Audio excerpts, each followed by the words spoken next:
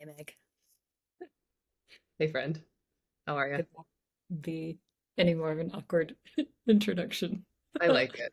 I like Uh, yeah, well, good. That is good. All right. Hey, so one of the things that happens to both of us is we get asked a lot of questions from advisors. we like Though it. We like it. we do like it. Yes. I am curious though, what is like the number one question that you get asked? What's something that just kind of comes up like over and over again in your work?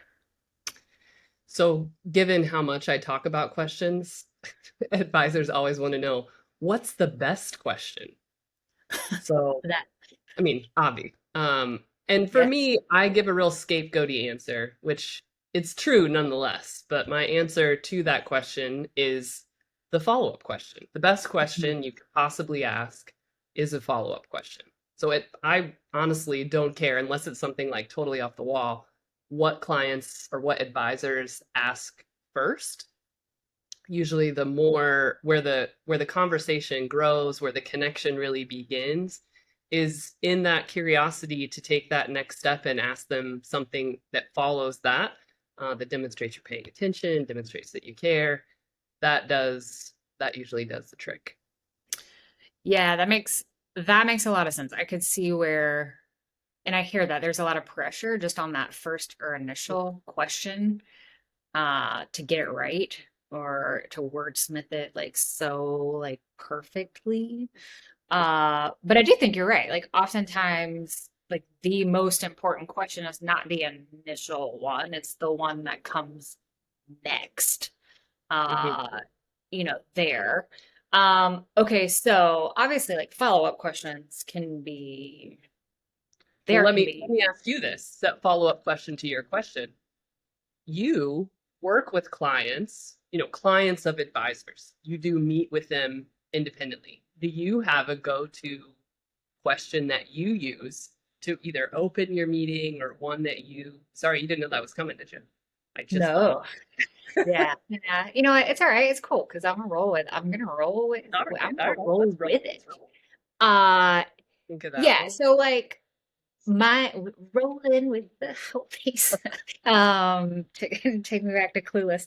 Yes. So my go-to, I think after, kind of, you've got initial question and then you've got, a response from client. Like I guess my first initial thing that comes out of my mouth is probably some form of like validation like statement. So like first and foremost, like that's just like that's my natural tendency. Like it's some kind of validating statement of like, oh my gosh, like that makes so much sense to me. I can see why like you might feel that way or think that or there. So like that's and that's not a question, but like it's the first thing that like comes out of my mouth.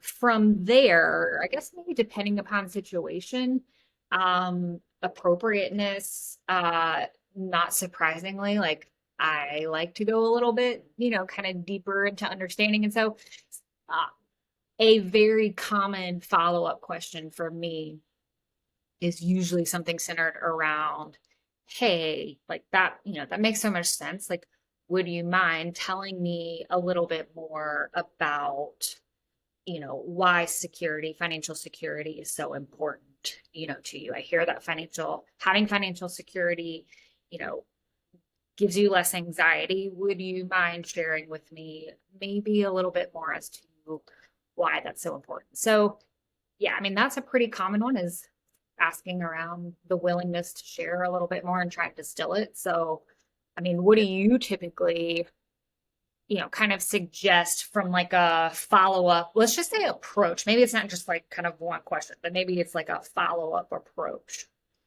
Well, in what you just said, if I could, like the formula would be empathetic statement, or a statement of alignment. Wow, that sounds really hard, or that's very interesting, or I'm really glad that you shared that. Just to show I'm paying attention, I'm not skipping over whatever you just said. And then yeah, like now I'm curious about and I want to ask this follow-up question or and the follow-up question, that's the magic of those. They can take so many forms. You can just simply ask another question related to the topic. You can say, you said this and now I'm thinking about this, and kind of making it a back and a forth, this or that. You said this and I'm like the one that you actually said about security. When some people say security, they're thinking like they don't ever want to lose their house. For other people, when they say security, they fear that one day their kids would have to take care of them and they don't want that. That those might be your security, those might not be your security, but like which one? Like when you say security, what do you mean? What is the picture that's coming to your mind? I think that questions like that, starting with an empathetic statement, just letting them know that you're heard, and then asking something curious or thoughtful, whether it's just a deeper question, whether it's kind of like a this or that, or whether it's that and any of those are great. If you're nervous about what to ask, I'm a big person. This may be related to just all the teaching that I do, but I sometimes find when I'm in class with financial advisors and we're talking about financial therapy or we're talking about financial counseling or we're just talking because sometimes the markets go crazy and I'm in a room with financial advisors and they need to talk that out. I almost always will ask permission. Like, I'm so glad that you shared that this is really hard. What's going on right now? Would it be okay, if I asked you a question just about like what's happening in your office or what's happening at home or how you're taking care of yourself? And sometimes asking, especially in like a group setting, asking for that permission first can be really helpful. So even when you're with clients, or maybe if you're facilitating, more than one person in the room, that can be really helpful. And or if you're just nervous, about a question that you need to ask next, asking for permission is sort of a great way to do it. Yeah, yeah. I love all of that. And I think maybe what I'm kind of taking away from our mini TED Talk here is that it's not the initial question that matters most. The follow-up question is actually the most important. And within the follow-up, there is a formula, if you will, if we want to call it that. I don't know, right? There's a formula maybe kind of to that approach, right?